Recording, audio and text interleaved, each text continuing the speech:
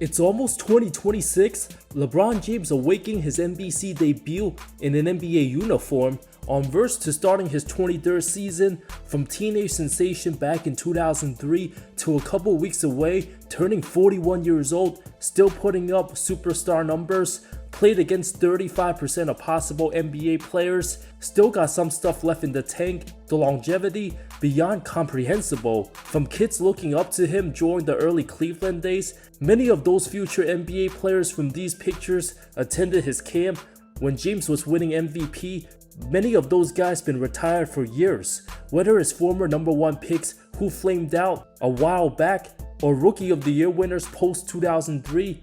A lot of them have been out the NBA, whether it's through injuries or failing to reach their full potential. The ones who still remain in the league, either still in their 20s, drafted within the last decade, but for those in their 30s, they're all going to be future Hall of Famers. Starting with Emeka Okafor.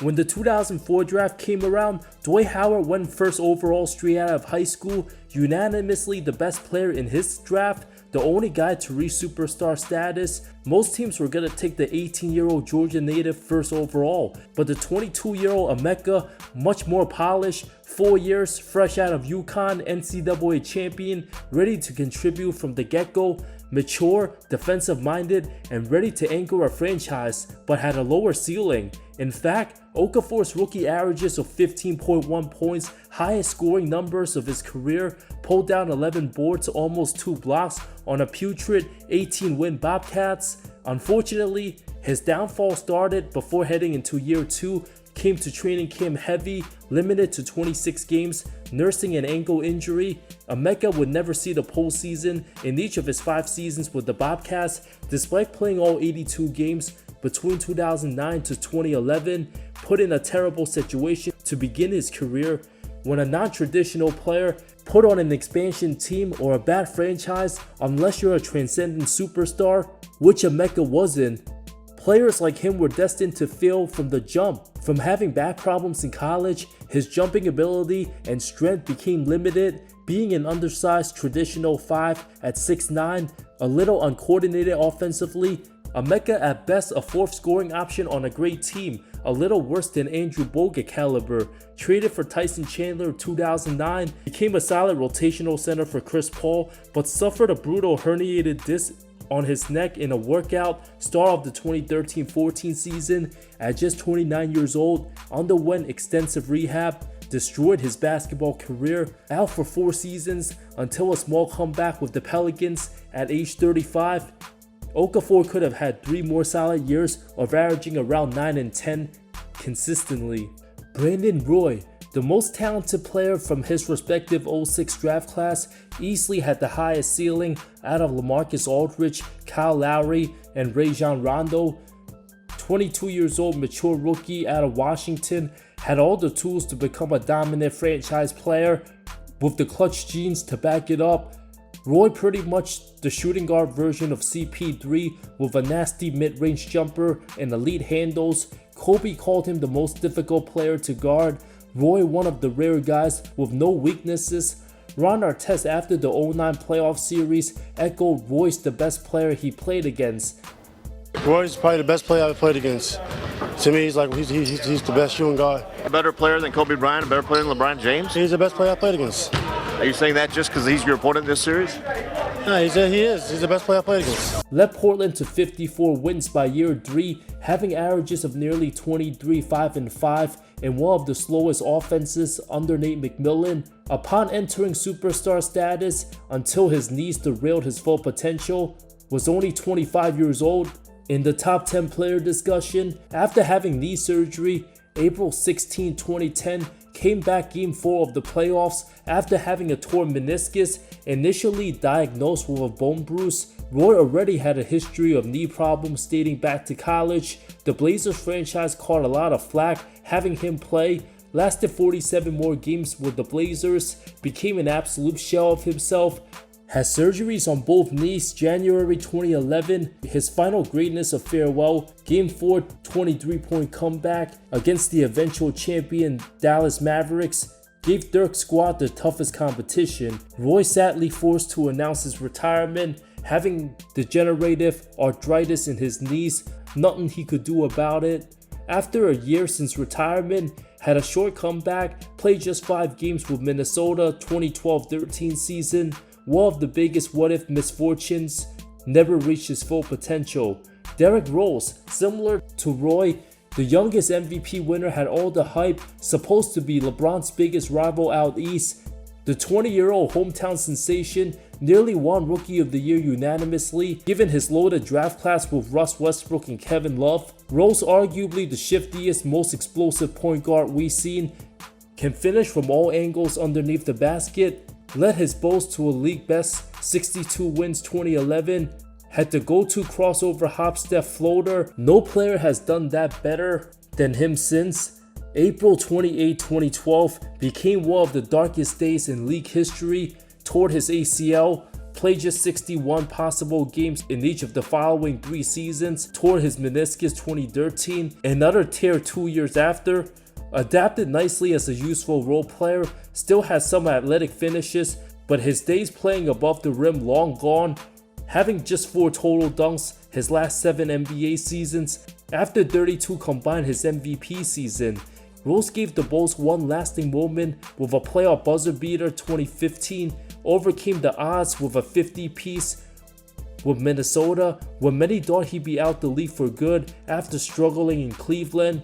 Also helped the 2021 Knicks win a playoff game, became one of the most respectable figures in the association, well liked by everybody. A fully healthy Rose would have been in the top 20 all-time conversation, likely a trip or 2 to the finals, and possibly win a ring with the Bulls. Tyreke Evans, forever known as the guy winning Rookie of the Year over Steph Curry, a victim of his circumstances, being put in a dysfunctional Kings organization, given Evans himself not a natural-born leader, an introverted, reserved personality, now best remembered as an all-time rookie one-hit wonder, 6'6" ball handler, good playmaking skills, selected 4th overall, joined the likes of Oscar Robertson, Michael Jordan, and LeBron James, later Luka Doncic, as the only rookies to average 25 and 5, played his best with the ball in his hands.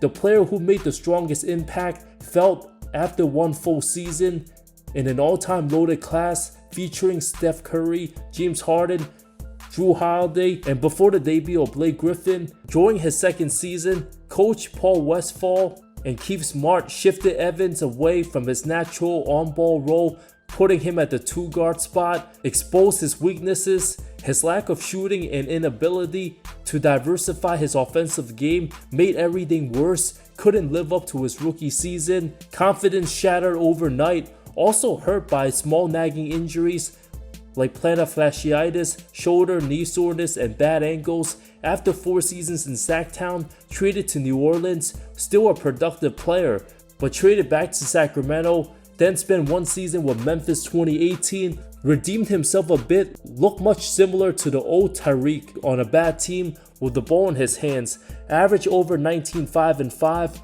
but never got better in other parts of his game. Having injuries and lack of motivation ruined his development. After a season with the Pacers 2019 playoffs, Evans banned from the league for 2 years due to abuse of an illegal substance. Since then, nobody wanted to give him another chance. Now forever known as a lost talent that faded too soon, but still a solid player overall with career numbers of 16, 5 and 5. Had Evans started his career with a good franchise like San Antonio or Miami, perhaps he'd be talked about differently as a good third option winning role player, but getting drafted by Sacramento, he was doomed from the start. Blake Griffin, on trajectory to become one of the faces of the league, had true MVP and top 5 player potential. Being 6'9", 250, crazy athleticism, and physical freak of a specimen made him a consensus first overall pick compared to the likes of Sean Kemp mixed with Amari Stoudemire, still the only rookie all-star since Yao Ming. Despite missing his entire first full season, the 21-year-old averaged over 22 and 12 with an all-time first-year mixtape for the ages. After the arrival of CP3, Griffin ascended himself as a true number 2 option for Lob City, reached his apex as a top 5 to 10 player by his 4th season, after averaging 24 and 9, finished third for MVP, has 5 All-NBA teams under his name by the mid-2010s before the injuries.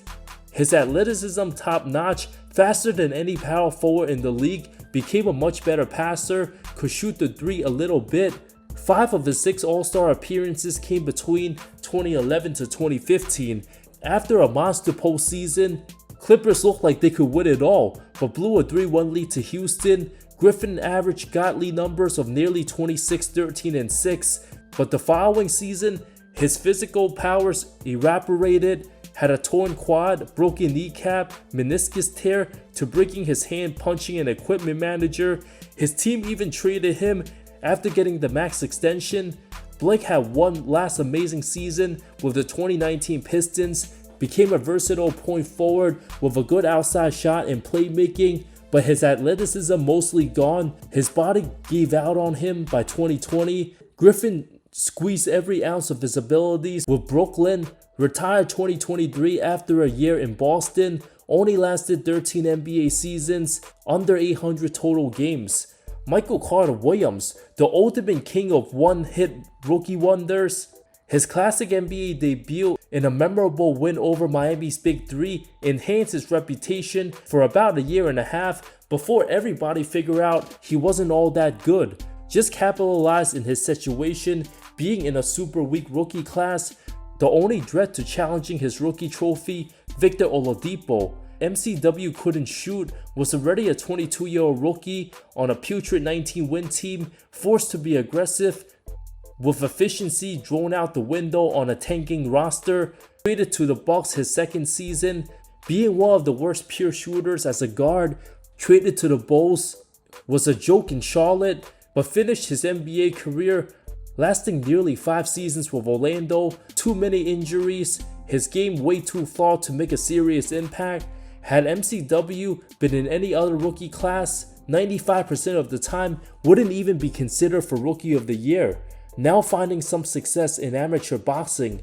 Malcolm Brogdon, a victim of just being consistently solid, a good career, especially being a second-round pick, but just like MCW, a victim of a relative slow rookie class, filled with one-and-dones in Brandon Ingram, Jamal Murray, and Jaylen Brown. All 3 weren't ready from the start, with Ben Simmons out the full year. Joel Embiid averaged 20 and 8 in limited minutes, but just played 31 contests. Brogdon, already a 24-year-old rookie, played like a 5-year vet, had immediate impact, averaged 10 and 4, a good floor raiser, but low ceiling. Very similar role player to George Hill, a double-digit scorer all 9 seasons, performed with terrific role player numbers, even cracked the 50-40-90 club, joining elite company. But whenever teams had to decide on investing their long-term players, Brogdon the type of guy front offices didn't want to pay a lump sum to retain him.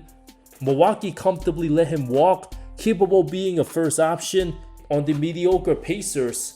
Malcolm did average 21, 5, and 6, but also had nagging injuries, never cracking more than 67 games in a full season after his rookie campaign. But Indy decided to fully invest on Tyrese Halliburton, traded to Boston, was supposed to take the contenders over the hump, won 6th Man of the Year 2023, but of course injured at the wrong time.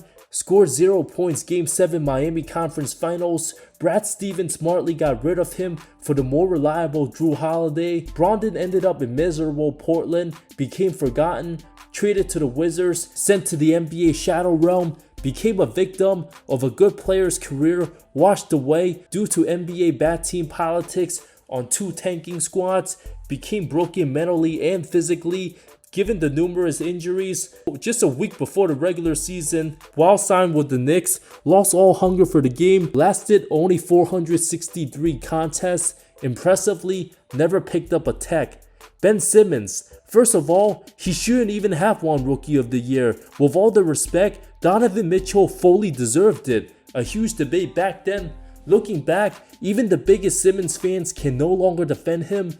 Was supposed to live up to his potential before the back injuries. Simmons dominated games without having to even take a single jump shot. A two-way monster, but a questionable work ethic cost him big time in the postseason when choking under pressure. Game 7 Atlanta, never the same after passing on the layup, mentally broken forever, had nerve damage on his back, weak-minded, sensitive. Brooklyn even gave him multiple chances to prove himself. There's a reason why he's officially out the league before age 29, the most underdeserving $200 million plus career earnings. The league should have been worried about his attitude problems since his LSU days. The only likely Hall of Famer on this list, Blake Griffin, and possibly slight chance Derrick Rose. While these 8 players' legacies pretty much set in stone, Blake Griffin, now an analyst on NBC, LeBron's next mission looking to outlast CP3 and possibly Kyrie. That's most likely a stretch, but nonetheless, the amount of time today's superstars could last compared to generations past, a thing to monitor for the coming years.